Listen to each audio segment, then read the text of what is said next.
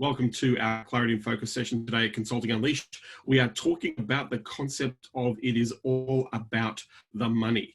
And so today's presentation, I'm going to talk about essentially the importance of consistency in revenue, the importance of making sure that you're adding revenue to your business so you can scale and grow. I'm going to show you some examples of some of the things you need to take into consideration to be able to leverage and scale revenue into your business. So today I'm going to talk about some figures, some numbers, but more importantly, where the attention is and where the focus is, because sometimes we get caught up in everything else but actually making money in our business. And at the end of the day, one of the reasons we're in business is to enable or ensure that we have a level of freedom, a sense of growth, a sense of the fact that we're actually achieving something in innovating, creating an opportunity for ourselves, and more importantly, to add value to our lives, but at the same time, to add value to the people who invest in the services we offer.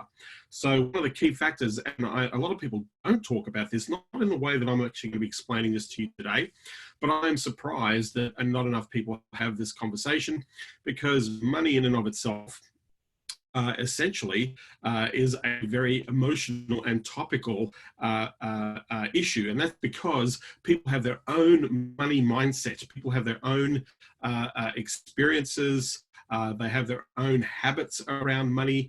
And so this becomes a very volatile situation. A lot of people actually don't believe they deserve to have lots and lots of money, right? Which is crazy. But understand that just to give you perspective, without being resourced, it's very difficult to actually do anything. Without having resources, having that ability of that exchange of the energy of money, I'm not getting woo-woo on you here, but it is an exchange and it is a flow. And some people hoard it, some people squander it, some people manage it, right? So, you know, there's three types of people. There are people who literally just squander money. Money just literally flies as the money comes in. Money flies out of their hands. And at the same time, we've got some people who literally hoard, like they just collect and save, and you know, they don't really have any experiences. They don't realize any of the profit that they generate because they are collecting cash, right? But then we've got other people who understand the management of money, manage of cash flow in, cash flow out, utilizing those resources. And so I have a slide deck for you that I'm going to go through.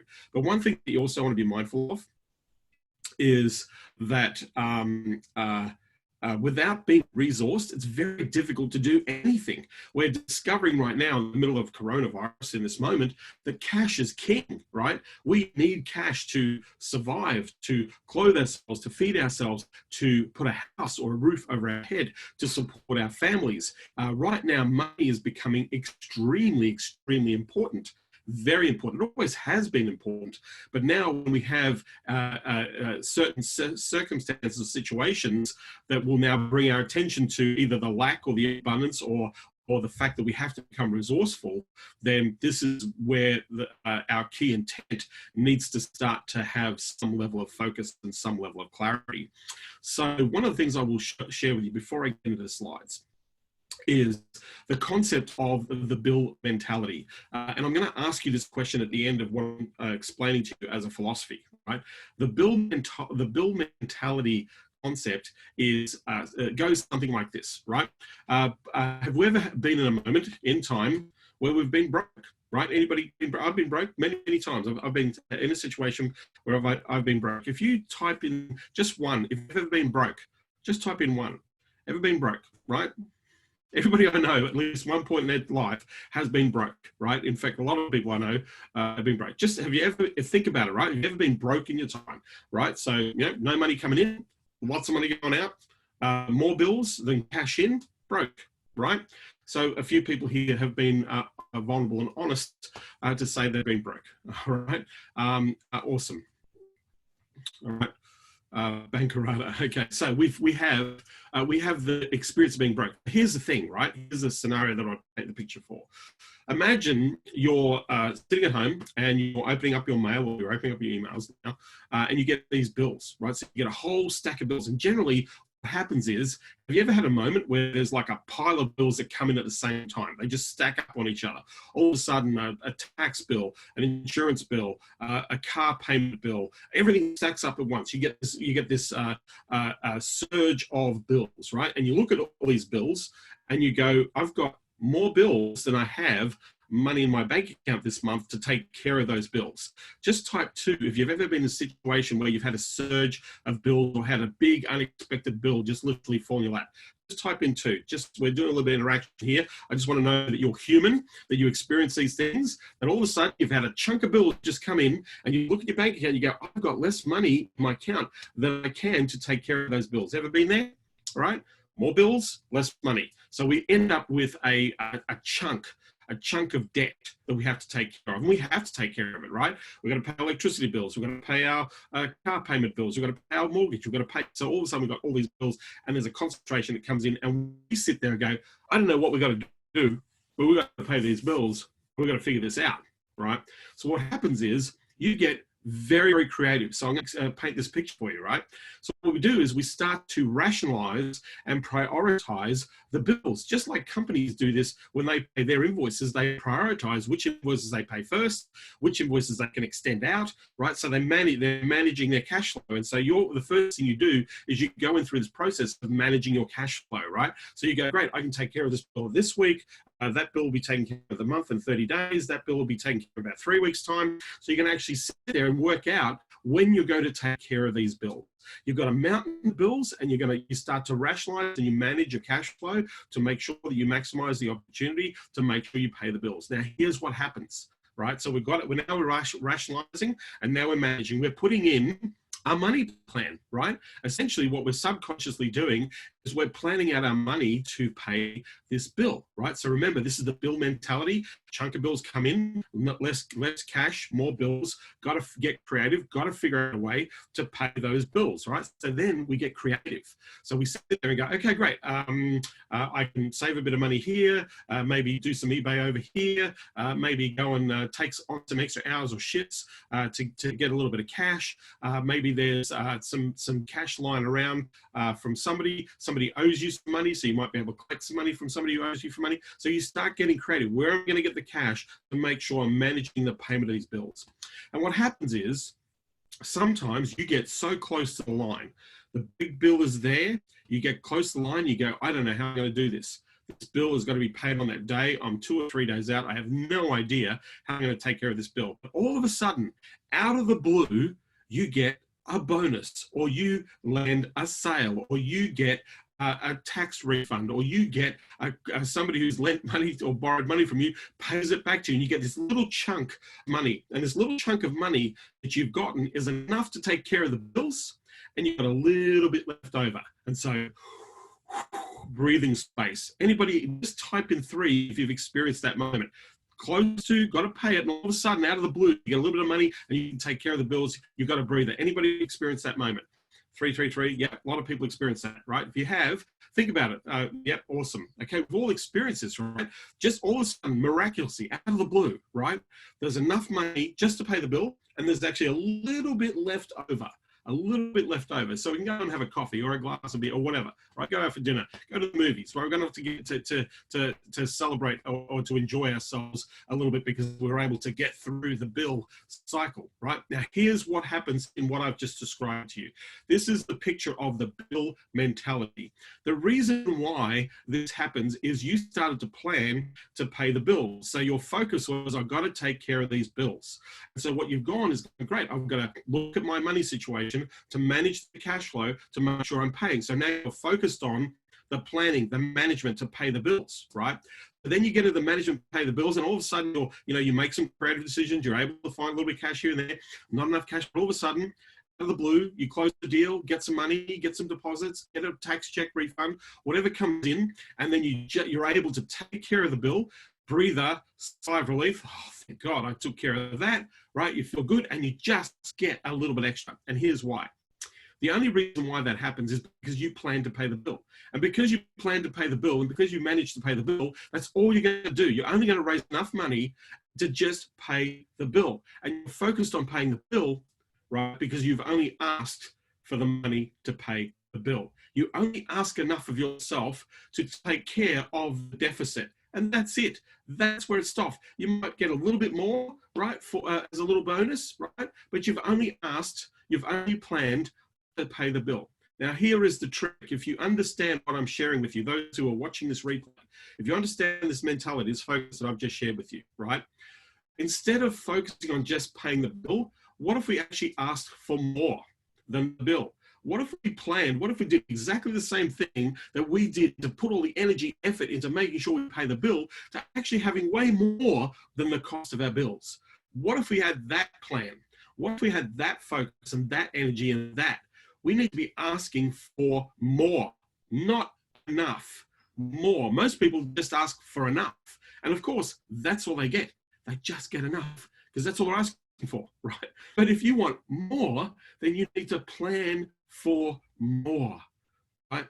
That is not 85, 90% of the globe. In fact, I would say as high as 95% of the world operates on a bill mentality. And right now, because of all this crap that's going on, people getting out of work, guess what we're focusing on? We're just trying to focus on getting by. And that's all we're going to do. A lot of people are just going to get by, right? The smart people are focusing on asking for more.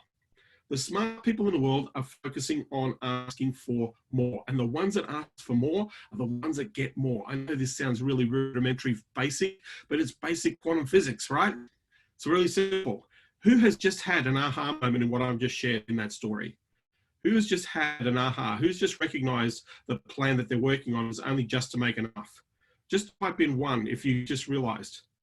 You're only working for enough to make enough, and that's it. You're not thinking about more. You're not thinking about where you want to be, right? You're just thinking about getting by, right? And if you think about getting by, then you will. You will get by. You're going to get exactly what you're planning for, just getting by. That's 95% of the world's population, right? 95% of the world population is just getting by. And getting by sucks. It's hard work just getting by, right? Getting by just sucks. So I want you to think about what I've just shared with you in this idea, in this thing that I've just shown to you. I want you to think about how you apply yourself to making sure that you are asking for more so that you can have more, right? Because I'll give an example, and these are examples. So Mother Teresa, very pious woman, her job, her role, or her purpose in life was to feed 3 million people per day. Her job was to give food to feed 3 million people per day. Do you know how much money it costs to feed 3 million people per day? Hundreds of millions of dollars a year. Hundreds of millions of dollars a year. In fact, billions of dollars over her lifetime. Now, Mother Teresa managed to achieve that feat for many, many years. And then still today, the Carmelite nuns still are following through on the purpose of feeding millions of people every day. 3 million people a day is what she roughly fed every day. It cost billions of dollars in her lifetime to do that. Now, Mother Teresa did not fly coach. She flew first class. She stayed in presidential palaces. In fact, she was one of the most powerful women in the Vatican, right? Because she was one of those women that raised a considerable amount of funds and money for the church, right? She understood that money was really, really important. And the only place that she was going to get money is she wasn't going to collect money from the poor. She was going to go and collect the money from the rich. So who hangs out in first class? Wealthy people. Who hangs out in private jets? Who flies private? Wealthy people. Who own presidential palaces, right? Presidential residences, right? Who owns those, right? Wealthy people. She understood that to be able to feed the masses, she needed to be resourced, and she needed to be resourced on a grand scale, right? His Holiness, the Dalai Lama, same thing. Flies private jet, flies private, right? Flies only first class and flies private, and also stays in presidential palaces, stays in exclusive residences, right? Is lauded by leaders around the world, right? Because he needs to resource and feed and support his tribe, his people, the Tibetans, who he's responsible for. He is the spiritual and the cultural leader for his country, for his nation, that is not living in their nation right now, right? But he needs money and resources. But why on earth would a man who's so pious, right, who is so humble, need to fly private, stay in palaces, have meetings with world leaders, right? They need money. They need resources. Without money, without resources, you cannot achieve anything without those resources, right? It is not, money in and of itself is not evil. It is the lack of money that is evil, that creates the evil in the world. It's an abundance of money, an abundance of resources that give our opportunities. That's why one of the things that I believe so heavily in the idea of building sustainable projects that impact on the environment, on communities, on education, on healthcare, on those sorts of things are going to make the greatest impact. And that's why I have gotten involved in raising money for those types of projects and resources, because I know that they make a huge impact on people's lives and on livelihoods and on their and in their status and their capabilities to have a better opportunity for themselves, right? It has a huge impact. So you need the cash. You cannot survive without it. You cannot do anything without it. You cannot create anything without it. You cannot innovate without it, right? You have to make the money important. When somebody says to me, you know, John, it's not about the money, I know that person is broke. Any person that's ever said to me, it's not about the money, that person's broke. Because a person who is resourced understands that it is about the money, right? It is about having those resources. In and of itself, it means nothing. But what it can do, what it actually creates, what it builds is where the power is. So don't say it's not about the money, because it is. Because generally people who say that don't have any money, and they're not really that excited and happy about life. That, you know, there are people who are very pious and they're givers, and they give for most of their life. But at the end of the day, the impact that they make is only due to their limited resources they can provide. But if you look at those that are moving and shaking and making things happen in the world, whether it be culturally, whether it be sustainably, whether it be in helping or supporting or innovating or creating, they are the ones that are drawing in resources. So I know that I've been talking about money in a philosophical and psychological way, but understand that we need to understand where our attention is. And in our business, if we don't generate cash flow consistently, if we don't make a profit out of what our costs are, then what is left over that we can use to resources, then it's going to be really hard to look at business as an opportunity to grow your money. So let's get into a presentation that I prepared for you a moment ago. Anybody got any questions, by the way? Before I do that, who resonates with what I've just said? Or if you've got any questions about what I've just said? Have I made sense? Just type a 2 if I made sense to you, right? Just type a 2 if I've made sense. Understand that this is key. If you get this concept, if you get this idea, if you do some of the things that I'm going to share with you today, then you will never want for money ever again. You will always have it at your fingertips. You'll always have that availability, right? Thank you for all the 2s. So let's get into sharing my slide deck. So we're going to go here. Put myself up here. It is all about the money. Fastest way to scale your agency is to bring cash into your business. Okay, so let's go. Always the money. So no money, no funny. We just talked about the whole thing of no money, right? No money, no funny. In fact, my father used to say this: no money, John, no funny, right? And it's true, right? If you don't have the resources, at the end of the day, we are part of our world to grow. One of our purposes in life here is to grow, and to grow, we need experiences, and to have experiences, we need resources. And our measurement or our functional thing on resources is cash flow, right? Is cash flow. Somebody's chit-chatting away in here. Essentially, cash flow is the king, right? Smart men on the proof. Thanks, James. Right? So no money, no funny, right? So let's get into something. The purpose of your business is to deliver outstanding value to your clients. Some people say, when I ask the question, what is the purpose of your business? Some people will say to make money, right? So I challenge you to go to somebody, anybody, right, even a family member, and say, hey, you know what? I need some money. Can you just give me some money? Because I just want to make some profit, right? Just give me money, right? I need money. The purpose of my business is to make money. Give me some money just so I can make a profit. Can I have some money to make a profit, please? I know some people might be laughing at that statement, but some people actually do ask for that. No money, no value, no reward, no return, right? But they're just saying, give me some money because I want to make a profit. It doesn't work, right? The purpose of your business is to deliver outstanding value to your customers in the product or the service that you deliver. That is the purpose of your business. That is the purpose of your business. It is the goal of your business to make as much profit from fulfilling the purpose of your business. So the purpose is to deliver outstanding value, And the goal is to be rewarded at an outstanding level for the fulfillment of the value you deliver. The more value you deliver, the more you can charge, right? There's this thing called price elasticity, right? And that is contextual, right? So the more perceived actual, not so. I want to be very clear. Perceived value and actual value, two different things. A perception of value is an idea. A reality of value is an actual thing, right? The real value, not the perceived value, right? We want the real value. What people want right now in the world is more real value. They don't want perceived value. They want real value. That's what they're after, right? So understand that you will fulfill the goal of your business is to make sure that it profits. If you don't have a goal like this, and if you aren't very clear about the purpose, then it's going to be really hard for you to make money in this idea of a leveraged opportunity in business. There's a reason why you're starting a business, or the reason why you started this business, or the reason why you're growing a business, because you want purpose, right? You want meaning out of what you do. You want experience. You want freedom. You want to profit from that as well. At the end of the day, the more you scale, the more experience, the more meaning, the more profit you make, right? Need to understand why money is very important. So you need to make the money important in your business, or you just won't be in business. If you don't make money important in your business, if it doesn't become a critical conversation, I have conversations I look at the money every day. I look at the bank account pretty much every day. I look at at the end of the week, we look at what came in, what went out, right?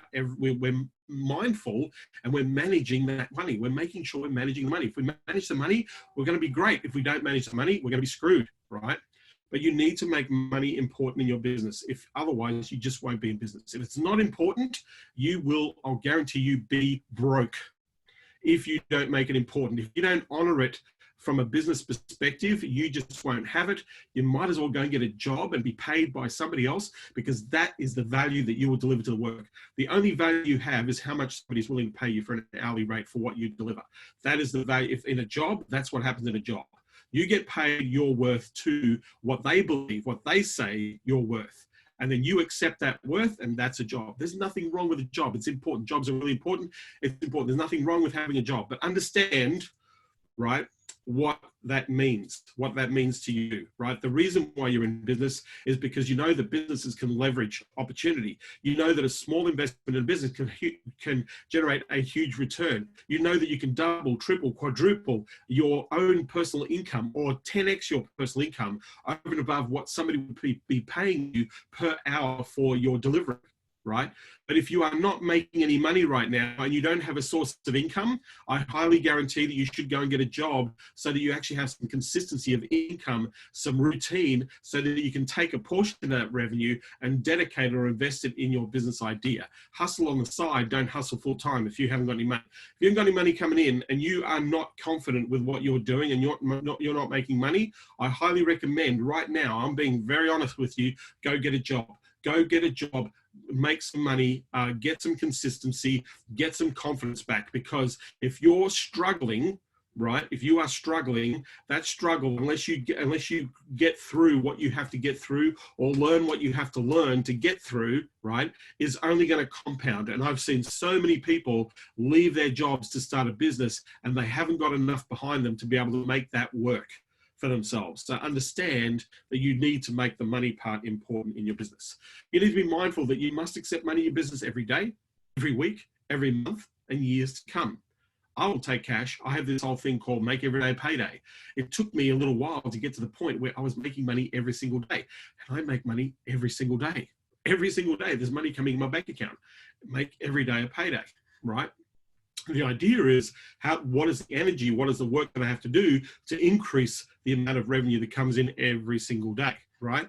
You must be able to accept, you must want to accept, and you must accept money every day, every week, every month, and years to come, because that is what's going to sustain you in your business, create your opportunities, give you growth. I tell people, I say to this to people is that investing in your own business is the greatest personal development program you will ever invest in. Investing in business is going to be the greatest personal development program you will ever invest in. And here's why. You are going to go through all the ups and the downs. There's going to be moments where you're going to have absolute elation and wins. And there is going to be moments like now where people who have built something big and great have all of a sudden realized how fragile it is, and it is taken right away from them. Billion-dollar companies have gone out of business in the last 3 months, right? Companies that were big, had lots of resources, lots of employees, lots of money, lots of cash flow, no longer in operation, out, right? In administration, gone by the wind. Billion-dollar companies, once billion-dollar companies, are now no longer billion-dollar companies, right? So that's because that as much as you can build, if you don't mitigate the risk, if you don't look at your value proposition or where you sit, there is something that can come along and wipe it out for you in the flash of the night. Think about 2008. Think about October 1997. I think it was the 27th of October 1997, where the stock market crashed, and it was a biggie. And then we had a whole bunch of people who invested a ton of money in the stock market, and they saw hundreds of thousands of dollars and millions of dollars literally go away by the hour, right, in their own savings. It took them a lifetime to get their savings together to be able to have that accumulation of revenue or cash in their stocks, and they saw it wiped out in hours, not in days, in hours, right? And I know people who lost a ton of money in the stock market on the 27th of October in 1997. A whole bunch of them, right? Same thing happened in 2008. So a whole bunch of people lost a ton of cash. Life savings, gone, wiped out. Ownership of property, gone, wiped out, right? So understand that you want to look at ways of making sure that you minimize the risks, that you manage effectively, right? Because this happens. And right now it's happening in real time for a lot of people. But I know a lot of people are making a ton of cash right now. Like when I say a big ton of cash, right? I know lots of people doing really well. I know a lot of my consulting champions are making sales left, right, and center. They're pivoting, bringing new ideas, innovating, opening up new markets, opening up new blue ocean markets, and generating lots of cash in this time of uncertainty, craziness, and scarcity, right? So understand that you want to accept it every single day, every single week, every single month, every single year to come. Right?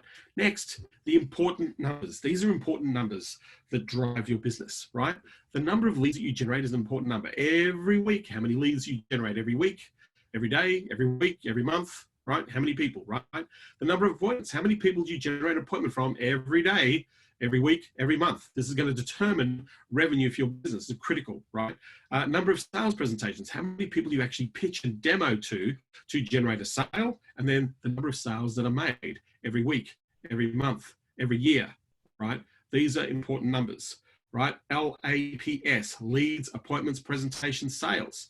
These are numbers you want to be tracking, because the reason why these are getting important, because this is the crux of how you can actually build your revenue in your business. And if you track these things, then you can scale and leverage. But if you don't track these things and you don't look at these numbers, it's going to be almost impossible for you to actually build a business.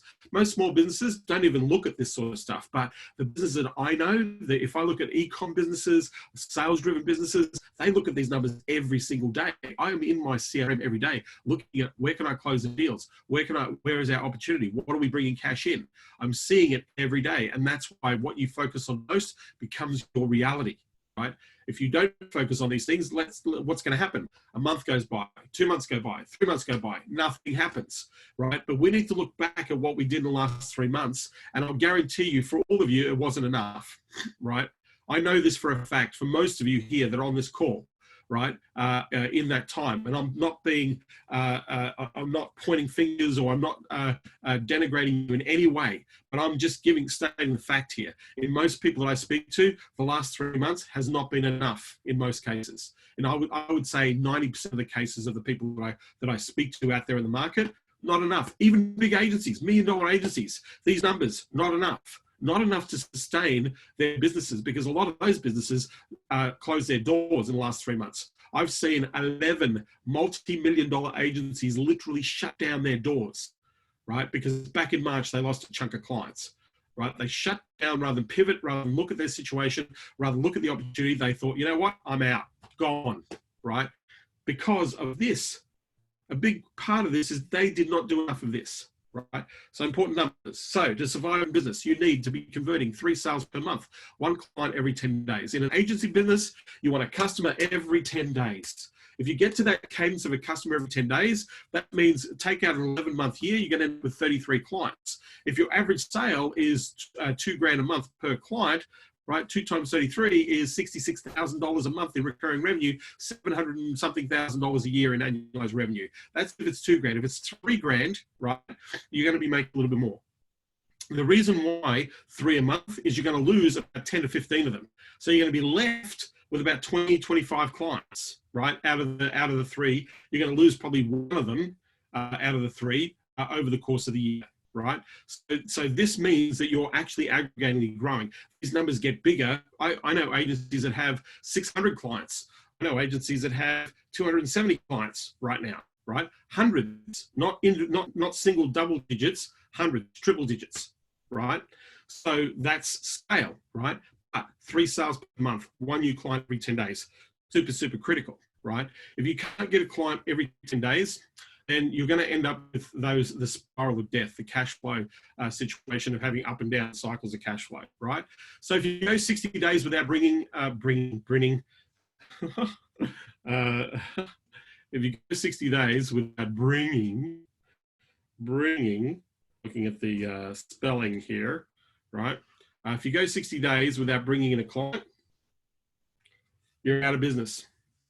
If you go 2 months without putting cash in your bank account, you are not in business. 2 months, 60 days, no cash flow, no business. You are playing at this game.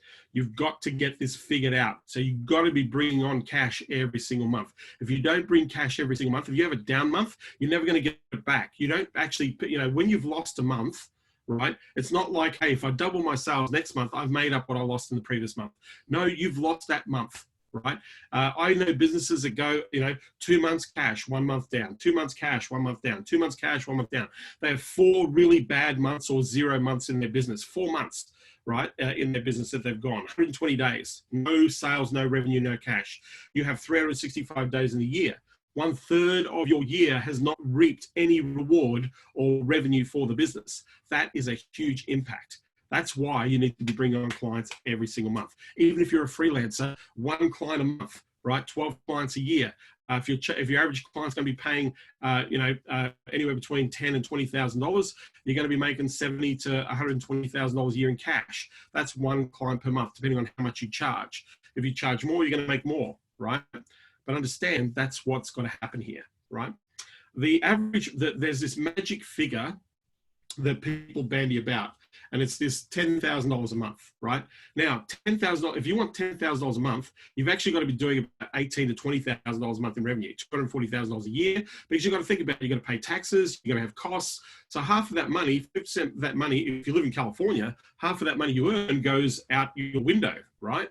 Okay, goes out the window. So you need double. When people say to me, "Hey, John, I want $10,000 a month," I say, "Great, so you're going to make 20, right?" You're not going to do 120. You need to make 240 so that you can keep.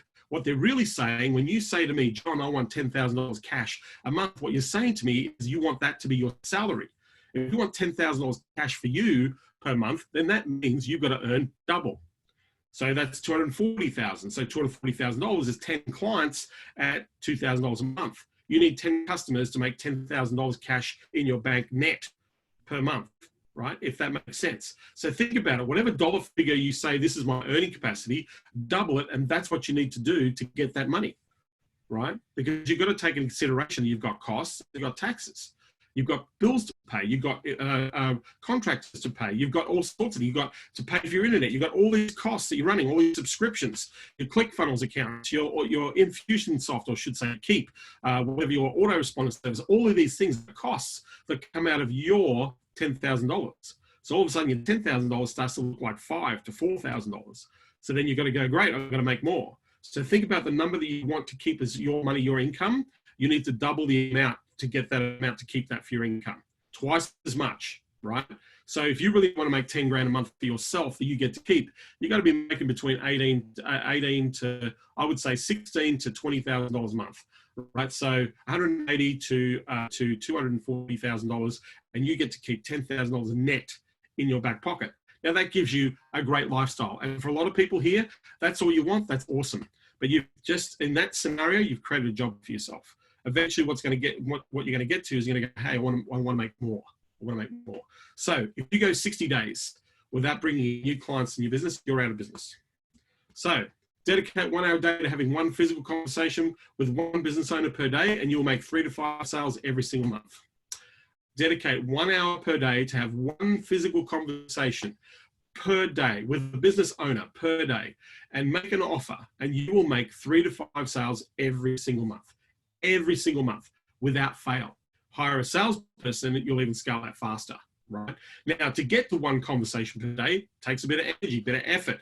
But if, like I said, most people don't even dedicate 1 hour to income generation in their business every day. 5 hours a week, 20 hours a month. If you dedicate 20 hours of actual physical income generating activity, there is no excuse why anybody here can't be making anywhere between 5 and 10 sales a month, right? There's no excuse if you just did that, right? But most people don't do that because days get away, life gets in the way, not really keen, not really focused, don't really care, right? That's why it doesn't work, right? You know, when you get focused, when you get clear, when you get consistent, you'll make money, right? You'll do well. So the money scalar cost of acquisition.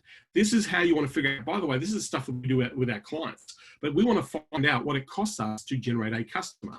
So if we were going to generate some ads, right? First of all, any questions? I just want to stop right here for a second, just so we're calibrating here. Anything jump up in about what I've just said? So any comments, just type in the chat. Any comments? Just so I know you're still alive and you're still here. Yeah. I just need to know that you're still alive and still here. Anything that I've just shared with you that has stood out for you? Any ahas? Just type in the chat, just very quickly. What stood out for you so far? Got to make the laps. Yes, that's good. Great, Chris. Anything else? Anything else? I just want to make sure that you are alive and breathing. You're taking this in. What are you picking up out of this? What are you picking up out of this? Just type in the chat, just so we know. Only one person picked up one thing out of this. Nobody's picked up any ideas. I can vouch for the scenario John laid out that if you don't sell, yeah, if you don't sell, right? Consistency, absolutely. Make everyday payday, yes. One deal every 10 days, you're in business, yes. Right? What else? Anybody else want to make another chat? Who's got another comment? 1 hour conversation, consistency, yeah, consistently doing that every day, yeah. Scaling by simply increasing laps, yes, absolutely, Shamil. Simply increasing laps. Phone calls are the start. Yes, absolutely. You got to get on the phone. You've got to have a conversation. It's not appointments. It's conversations, right? What is it going to take to get that conversation going? And most people, they want to get married too quickly, right? They get on the first date and they want to get married. Rather than getting to know somebody, understanding somebody, purpose of your business is to bring outstanding value to your customers. Absolutely, Eric. Absolutely. All right, let's go on. Let's do the fun part here. So the money scalar cost of acquisition. So what I'm going to walk you through is an understanding, right, on how you can actually scale revenue or leverage revenue, right? So the idea is, what does it cost to sell? I often ask companies, how much does it cost you to acquire a customer? How much do you pay to get a customer? Or the other question is, what would you pay to acquire a customer? And oftentimes they'll say 10%. So if it's a $10,000 sale, they'll say, I'm willing to pay $1,000 to buy that $10,000, right? The key here is, what does that look like for us in the agency world, right? So let's go in. So let's say your ad cost. Let's say we're going to run some Facebook ads, right, out to the market, and 20 bucks, 20, 30 bucks is about the range of what it costs to get somebody to actually be a lead, right? Not an appointment, a lead. And let's say every 10 leads turns into one appointment, right? Every 10 leads turns into one appointment, okay? So the cost per appointment is $200 per appointment. 5 appointments is $1,000, right? So to get 5 appointments, you're going to spend 200 bucks an appointment. That's $1,000, right? So out of 5 appointments, right, our conversion rate is 1 in 5, 20%, right? 20%, okay? So it means that the cost of your sale is $1,000, right? So you've acquired one customer by investing $1,000, 20 bucks a lead, 10 leads turn into 1 appointment, $200 per appointment equals $1,000 cost. If you convert 1 in 5 sales, right, 1 in 5 out of the 5 appointments, it's cost you $1,000 to make that sale. That is the cost of acquisition, right? So what is your average customer sale, e.g. 2K per month, 24K per year? So let me just ask you this question. How many people, just type 3 on a keyboard, how many people here would be willing to pay $1,000 for a $24,000 sale? How many people? Just type 3 in the keyboard. Think about what I'm just asking you, right? How many people would spend $1,000 to get $24,000, right? Every day of the week. In fact, in one of our agencies, we're paying $4,752 for a $60,000 sale. And we are writing that check as much as possible. Write that check 10 times, that's $600,000. $47,000 for $600,000 every day of the week, right? Yeah. Michael says, even at $2,000, that would still be a deal, even if you have to pay $2,000. So a 1 in 10 conversion rate, paying $2,000 to get a customer, it's worth it, right? You need to look at sales in this way. This is how you scale. It's no different to scaling a Facebook ad campaign. What you want to do is you're doing A/B split testing to see which ad converts better, right, at a lower cost. And then we've got an ad that converts better, lower cost. You double down on that ad, right? You start to scale the money, and then you work out that for this amount of money that I pay in ad costs generates this amount of cash. Then you can, as long as you're breaking even, you can spend as much money as you want. You have the unlimited marketing budget.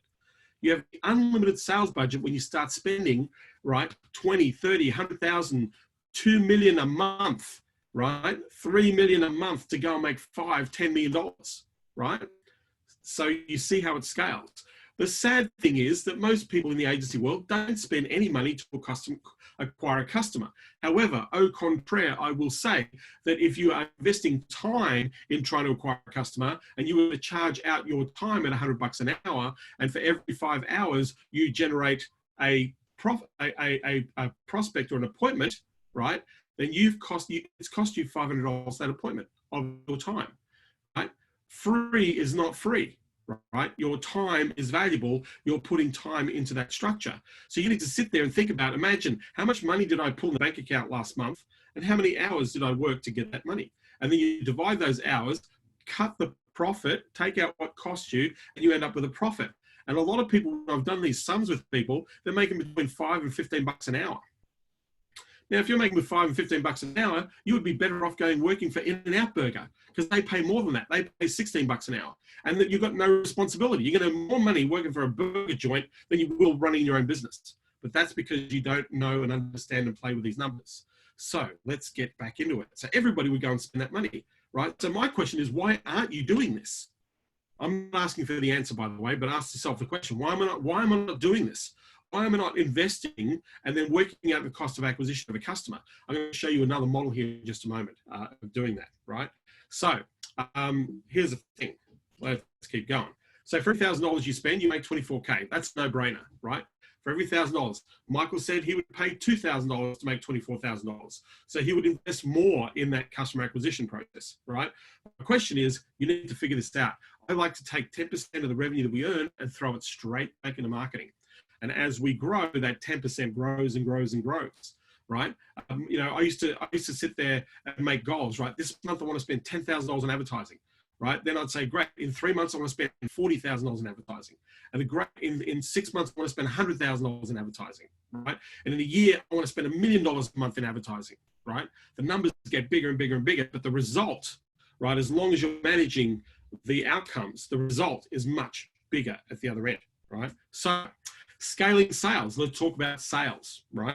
So imagine we have 240K in sales. It will cost us $10,000 based on this formula, right?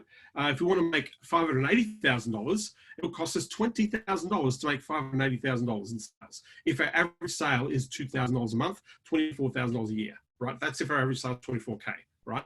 It's going to cost us 20K to make 580K. Every single person I know would be a no-brainer. You would throw that 20K in if you had it, right?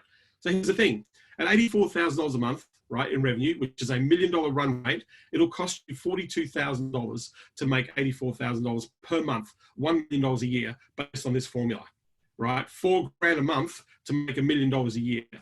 Not bad, huh? Right? interesting when you start to scale or play with the numbers, right?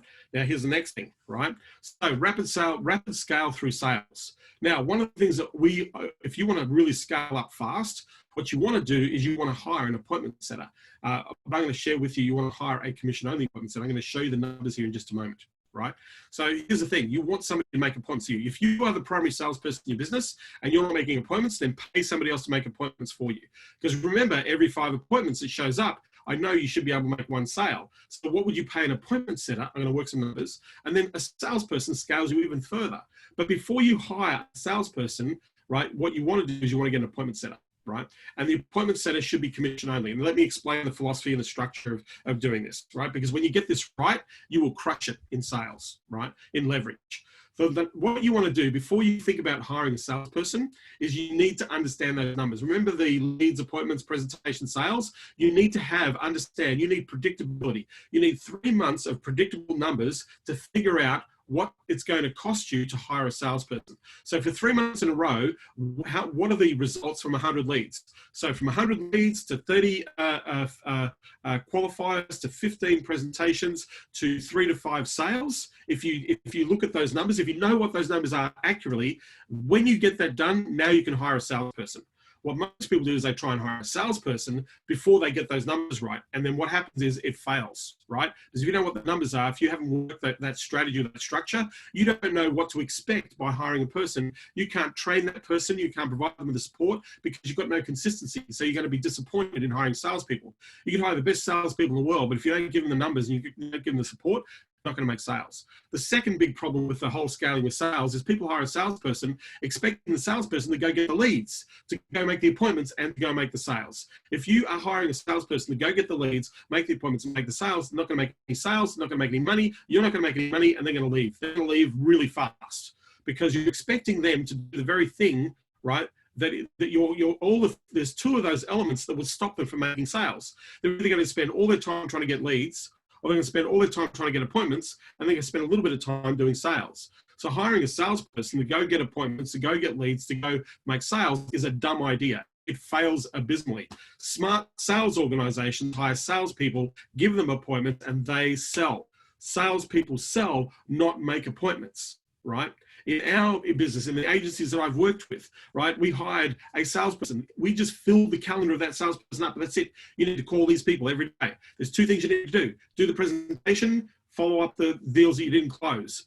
Do the presentations, follow up the deals we didn't close. That's all you have to do. We had one salesperson. We paid $280,000 a year for a salary, right? But he made $3 million worth of sales, right? And all we did was fill his calendar with sales. We made $3 million. We paid him $280,000. Good deal. He was happy, earning more than most people do in a basic job, right? And he was only doing 10 appointments a week, 2 appointments per day, part-time, making $280,000 a year. That's not too bad, right? So SDR, sales development representative, appointment center, right? And a salesperson. So let's see what this looks like, the cost of sales. What we want to do is we want to hire a SDR, a commission-only appointment center. Right? Right now, let me tell you, there's a lot of people who work for commission only, right? 35 million unemployed, a lot of people are being kicked out. There's a lot of expert salespeople out right now know what they're worth, and they want to work, they will work or want to build their value, and they're happy to receive commission only because they know they can make more, right? So commission only salesperson, SDR. Let's say you pay $50 per qualified and show up appointment. If they don't show up, you don't pay. So you only pay for a show up. Somebody's qualified, been filtered, shows up for a presentation, you do the sale, $50 per qualified lead, right? So if a sale is made, you're going to pay them $100, $200 as a kick, as a bonus. You close a $24,000 deal, you pay them $100, $200 to say, hey, that turned into a sale, well done, thank you, right? They're going to make money. 10 qualified appointments, $500 to them. 2 of those sales, another $150 to $200. They're making $900 a week, working part-time, no brainer, right? You don't incur a cost until the sale is made or the appointment is set. Right, a qualified person shows up, not no show, no pay, has to show up. So the appointment center needs to make sure that appointment turns up on time, right? So 10 appointments, $500 in costs, right? 2 sales, $200 in commissions, or $200 to $400 in commissions. So it's going to cost you between $700 to $900 to make $48,000. So now your cost of acquisition is half of what you would do in advertising. So now you're paying $700 to make a $24,000 sale. Pretty cool, huh? Right? Okay. Cost of acquisition for one sale is $350 per sale. Cost of acquisition per sale is about $350 per sale. So $350 to generate a $1,000 sale, right? Type 2, if you would pay $350 to generate a $24,000 sale, you only pay, right? We got a few people going, yeah, I'll do that, John, every day of the week. Yeah, that's what it worked out at, right? So what you would do is think about it, right? If you were given 10 people to present to that were qualified, let me ask you this question. I just want to ask you this question. If somebody gave you, if I right now said, hey, I'm going to give you 10 people, they're qualified, they got money, I'm going to put them in front of you and you're going to sell them on your service. How many people do you think you would sell? Hand on heart. If I gave you 10, how many people would you sell? Just type the number. Don says I would sell 3 out of 10. What else? Who else? Michael will sell 5 out of 10. Oscar would get 1 out of 10. Francis will get 1 out of 10. That's awesome, right? 1 out of 10, 10% conversion, 3 out of 10, 3 out of 10. Yep, great. If you had 10, think about it. 10 qualified prospects who qualify, right, who are willing to listen to your presentation, right? Think about what that's worth to you, right? Think about what 3 sales are worth to you, Shamil. Think about what 3 sales are worth to you, Eric. Francis, 1 sale, what is it worth to you? Oscar, 1 sale. Michael, 5 sales, what is it worth to you? I'm not asking for the answer to the question, but understand what I'm asking the question. Think about what that's worth to you. So think about this, right? Instead of doing ads, just give them a lead list, right? So now let's look at a salesperson here, right? Let's look at a salesperson. So hire a commission-only salesperson. Now, a commission-only salesperson, you need to, if you can't sell, if you haven't been able to sell what you sell, you can't expect to hire a salesperson and teach them how to sell something you've never sold before. So you've got to learn how to sell. You've got to have a sales process. You've got to structure all the things that we do in Champions. We teach people. The idea is to put these things into place. And once you have these in place, then you're going to get a better outcome by hiring a salesperson. We did not hire salespeople until we worked out what the numbers were. We worked out what our conversions were, and we had the system and the process, and we recorded every phone call. We recorded every appointment setting phone call, recorded every sales phone call. So we had training that we give the salesperson, say, do this, say this, ask your person this, make money at the end of it, right? A system, a sales process. So one thing I would recommend is do not hire a salesperson until you get the numbers right. If you can't get the numbers, then it's going to be a waste of time hiring a salesperson. That's where the mistake is, right? So you want to get to this quickly. So 7 to 10% of sales is a commission, right? $10,000. You give them $700, right? If they do $1,000, right? You give them $700 to $1,000. Sorry, they do $20,000, $1,400 to $2,000 for commission only. Commission only, right? They only get this once, it's not every month, right? Now, you don't have to pay them all up front. You can actually pay them, stagger the payments over 2 or 3 months. And if you do that, they're going to stay longer because they know they're going to build a rep roll or a revenue roll. So the idea is you want to help an average salesperson that in their head, if you show them how to make $100,000, then they will stick with you. Because if they can make 100 grand with you, they're going to stay, right? They're not going to make 100 grand getting working in somebody else's organization, right? In a job. But if you can show them how to make $100,000 with you, right? And you'll make, they make 100, you make $1 million. Good deal. They make 100, you make $1 million. That's a great deal, right? Okay, so 7 to 10% in commission is what you want to be charging. So 24K sale, you're going to pay between $1,680 and $2,400 in commissions for a $24,000 sale. Now remember, they're doing the sale. You're not doing the sale. They are, and they're only being paid commission only, right?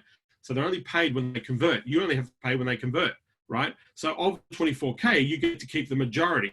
90% of it is yours, right? Or 93% of it is yours. That's the deal, right? Now, so $350 cost per converted appointment into sales, right?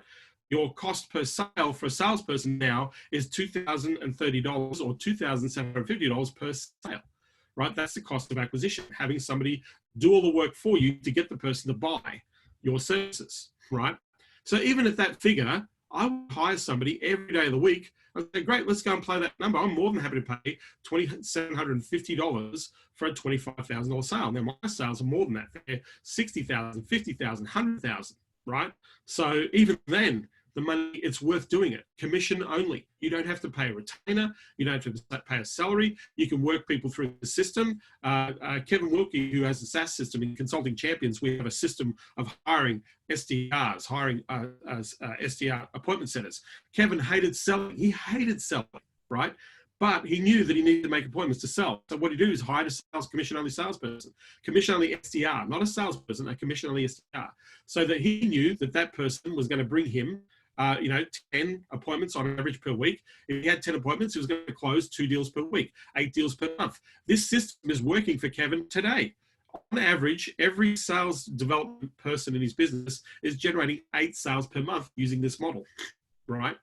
So the idea is you want to get to the numbers, okay? So first of all, if you haven't already, go to consultingunleashedlive.com. We are running out of seats. We're close to closing the door on this event. It is a masterclass, 4 hours. Lead source, going to show you how to get leads, extract decision maker, have the verified email. I'm going to show you how to do that in this. Hottest niche markets and intelligence that are buying now and what they're buying. 20 tested, crafted offers for engagement. I'm going to share with you campaigns that actually have worked, have got sales, have got appointments and opportunities, right?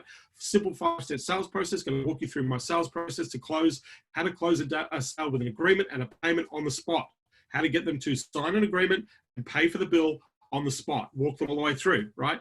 Service fulfillment done for you, showing you to use resource partners on how you can get it done for you solution. Plan to close at least 6 deals in 60 days. That's the goal of this blitz, right? All recordings and resources provided to you, all slides provided to you for $97. Now, if you buy a $97 ticket, it gives 10 families a solar lantern for their home, solar lighting for their home. It gives 5 women vocational jobs training to gain some independence, to support their families, and 1 disadvantaged child is going to have their education paid for an entire year.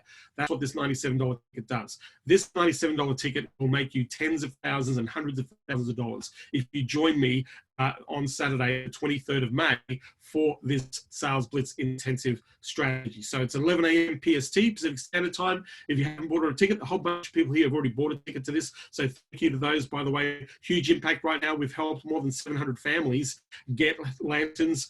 We've helped more than 250 women get vocational training, and right now we've had over 70, we're hitting 80 children are going to get their education paid for by an entire year. So thank you. Thank you so much for supporting this. I'm super excited about this. I'm super excited about this event that is happening next Saturday. So if you haven't already, go to consultingunleashedlive.com for the Sales Blitz Web Intensive. The event is good, and you will get this extraordinary value, but you are going to make an incredible impact on other people's lives. So this is me, 4 hours of giving you my best. You'll get into a private members area. There's already some training in the private members area that you can access as a bonus, but all this will be placed, the video recordings and all that will be placed into a private members area that you'll have access to, that you can go back to and you can use to grow your business. So if you haven't gone already, go to consultingunleashedlive.com. Grab yourself a ticket. Like I said, I will be closing the doors very, very soon. It will, we will cap out with the numbers of people. We are coming close. So if you've been thinking about it, don't wait, grab your ticket. So with that, I want to answer some questions from the group. If you have any questions, just ask me questions. What's the biggest takeaway that you've had out of what I've shared today? Probably that's my first question. Just tell me what you've taken away from this session today. Just type in the chat.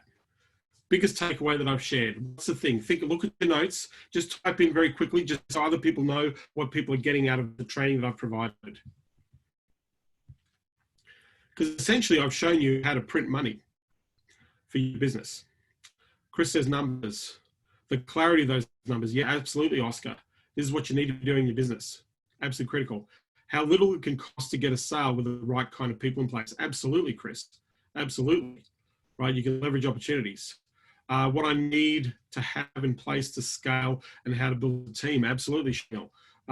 Eric, know your numbers before you hire a salesperson. Yes. How can you possibly hire somebody if you don't know what the numbers are? Right now, all of you here are the #1 salesperson in your business, unless you've got a sales team, right? The leverage of appointment center. Absolutely. Yeah. All businesses work like this. Real businesses work like this. Real businesses work like this, right? Sales-driven organizations work like this. That's why they make the most money in their environment, in their organizations. You know, if I look at all our champions, the one that are focused on making sales, they're the one that make the most sales. The ones that aren't focused on making sales make average sales, right? But the ones that do well and focus well, right, are a key.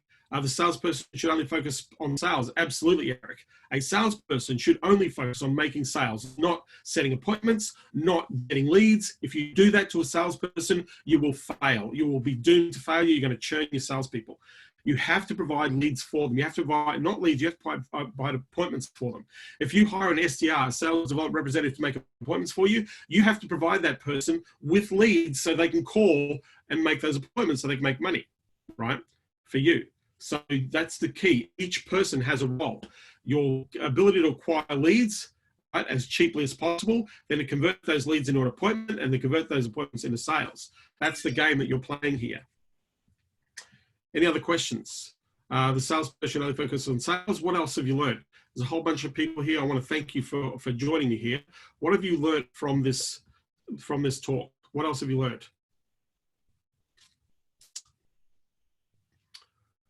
What else have you learned from this talk? We talked about the bill mentality. We talked about the key numbers in generating appointments and leads and sales. We talked about cost of acquisition. We talked about the cost of sales. Oscar says mindset. Yeah, 80% of this game is in your head. 80% of this game is in your head. Consistency, mindfulness, yes. Execution, yes. Something that so few people do. So few people do, right? I think I'm up to day 53, 54. Right? If you've been with me for 54 days, you should have banked some money by now. If you've been with me for 54 days and you haven't banked any money, you haven't done anything, right? But if you've been with me for 54 days, and I know a lot of people have been with me for 54 days, they've made some money, right? They've put money in their bank account. Eric says it's about the money. Yeah, absolutely. It is about the money. It is, right? That's the thing. If you didn't bank any money last month, your effort, your energy has been focused on the wrong things, or whatever you did, you didn't follow through, or it wasn't good enough, or you needed to get some feedback to be able to make your adjustments and changes. You should not go 30 days. If you've been focused on generating sales for your business, you should not go 30 days without making any money. If you're not making any money, that means you're not offering stuff to people, or you're not making the right offer, or you're not talking to the right people, or you are just not following through. That's the only reason you fail in this business. You don't fail because you try, right? If you're actually actively offering and engaging the offer and getting feedback on the offer, you make sales. I'll guarantee you make sales. A lot of people have done that and they've made sales. But if you haven't done that, right, it's going to be really hard to make sales, and you need sales. You need revenue right now. All the world needs revenue and cash flow. And the only way you can get cash flow is to make an offer that's valuable and relevant to the market that you're operating in. And right now, every single person in the agency world should be freaking busy off their feet because people are desperately looking to get online. Desperately looking to get online, right? If you're not busy actively getting clients, then you are not doing it. But the ones that are making it happen. I know people in this time. In fact, I was speaking to Anthony, 4 sales a week. He's been doing 4 sales a week. Average client, 24K, right? 84,000, sorry, what's that? $92,000, right? Per week. $92,000 a week, right? How's that for interesting for the business, right? So I know that it's possible. I know that it's real, right? It's where the focus is, where the attention is. Yeah. So this is it. I'm happy to answer a question. I'll take one question. Otherwise, I'm going to go and enjoy my Sunday. What do you think of? What do I think of B2B manufacturers? Is it a good niche? Mahmoud, absolutely. It's a freaking awesome niche. One of the best niches out there, especially those that are starting to build componentry and manufacture in the US, and any factory direct manufacturer. Mahmoud is gold. So to say, is it a good niche? Yes, it is. I don't know if that's the answer to the question you're looking for, but yes, it is. I don't know if you have another question around that. So any other questions? Every niche is good, by the way. Every niche is good because every niche needs customers, and every niche needs those customers to spend money with them. And every niche that needs customers to spend money with them needs those customers to come back or refer more customers to them. There's 10,000 niches and they're all good. It's how do they market? How do they use your services to get the results, right? So to answer your question, Mahmoud, yes. The manufacturing industry is an absolute fantastic niche in the market. And in that niche, by the way, in manufacturers, there's about 300-400 different subcategories. So there are 300 to 400 other niches in that category. Actually, there's probably more than that. I would say probably 1,000, right? So imagine 1,000 niches in that one niche, Mahmoud. You just have to pick one of them. That's it, one, right? How many were dealing with trade shows, no trade shows right now? Yeah, everybody who was, every company right now. So if you think, so thanks for highlighting that strategy there, Mahmood. If you think, go to all last year's trade shows at the Las Vegas Convention Center, at the convention centers in your city, go to every, go look at the trade shows from the previous year, go to the trade show directory. All those companies right now need marketing and advertising because they've got no trade shows. They have to go direct. So all that money they're going to spend on trade shows, they might as well give you. That's a perfect ideal list right now. Anybody that's spending money on trade shows right now has cash to invest. They have to go direct. They can't rely on a trade show. So what are they going to do? They have to market. And so they need funnels, they need sales, they need services, they need you.